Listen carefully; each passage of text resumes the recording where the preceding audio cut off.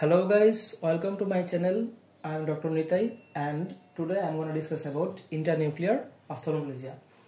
So internuclear ophthalmoplegia বোঝার জন্য আমাদের যে জিনিসটা প্রথমে জেনে নিতে হবে সেটা হচ্ছে কনজুগেট আই মুভমেন্ট। কি জিনিস? কনজুগেট আই মুভমেন্ট হচ্ছে আমাদের দুইটা চোখের একই সাথে একই দিকে তাকানোর যে ক্ষমতা। তাহলে আমরা প্রথমে এই ফিগারটার দিকে যদি লক্ষ্য করি তাহলে প্রথমে দুইটা চোখ আমরা দেখতে পাচ্ছি যে বেজলাইনে আছে, অর্থাৎ স্ট্রেট সামনের দিকে স্থিরভাবে তাকায় আছে।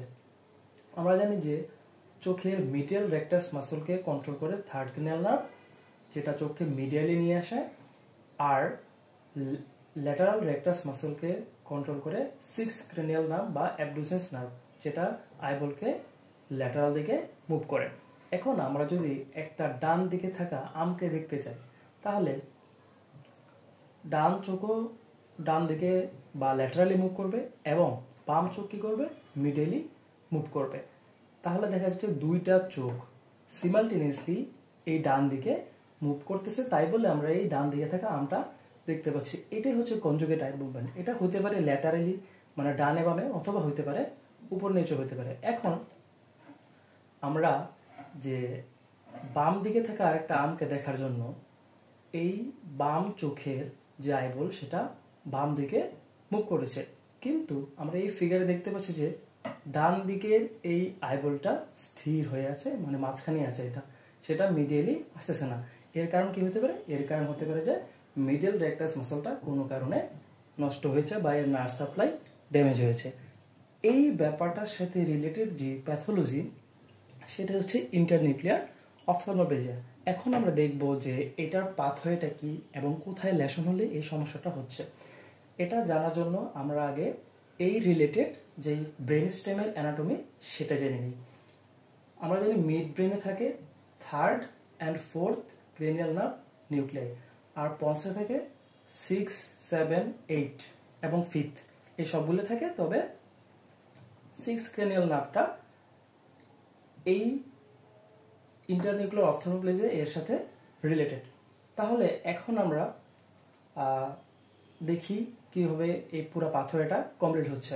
প্রথমে রাইট ফ্রন্টাল আইফিল থেকে একটা কর্টিকো বালবার ট্র্যাক্ট যেটা আসতেছে মিডল্যান্ড ক্রস করে পন্সের পন্টাইন প্যারামিডিয়াল রেটিকুলার ফরমেশনে আসতেছে। সেই সিগন্যালটা কোথায় চলে যাচ্ছে? লেফট সাইডের 6 ক্রেনিয়াল নার্ভ নিউক্লিয়াইতে, যা থেকে একটা সিগন্যাল যাচ্ছে লেফট সাইডে থাকা চোখের লেফট ল্যাটারাল রেকটাস মাসল, সেটা লেফট আইকে বাম দিকে ঘোরাচ্ছে। আচ্ছা, এখন আরেকটা সিগন্যাল চলে যাচ্ছে এই 6 ক্রেনিয়াল নার্ভ থেকে কোথায়?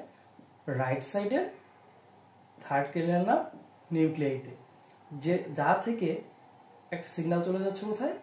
রাইট সাইডের মিডিয়াল রেকটাস মাসলে, যেটা রাইট আইকে মিডিয়ালি মুভ করবে। এখন আমরা দেখতে পাচ্ছি যে বাম এবং ডান এই দুই পাশের 6th এবং থার্ড ক্রেনিয়াল নার্ভ এর মাঝে যে একটা যোগাযোগ, যে একটা কমিউনিকেশন, সেটার নাম কি? মিডিয়াল লংগিটিউডিনাল ভেসিকুলাস, মানে ইন্টারনিউক্লিয়ার যে কমিউনিকেশন।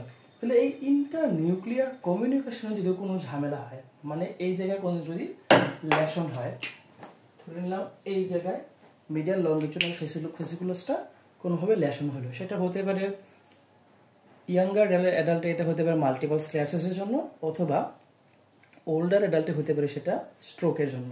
তাহলে হবে কি যে এই সিগন্যাল যখন 6 ক্রেনিয়াল নার্ভে আসে তখন ঠিকই এই ল্যাটারাল রেকটাস মাসলকে কন্ট্রাক্ট করবে, কিন্তু এই মিডিয়াল লংগিটিউডিনাল ভেসিকুলাস বা ইন্টারনিউক্লিয়ার কানেকশনে লেশন থাকার কারণে সেটা থার্ড ক্রেনিয়াল নার্ভকে স্টিমুলেট করতে পারবে না এবং রাইট সাইডের মিডিয়াল রেকটাস মাসলটা তখন কন্ট্রাক্ট করবে না। তাহলে কি হবে?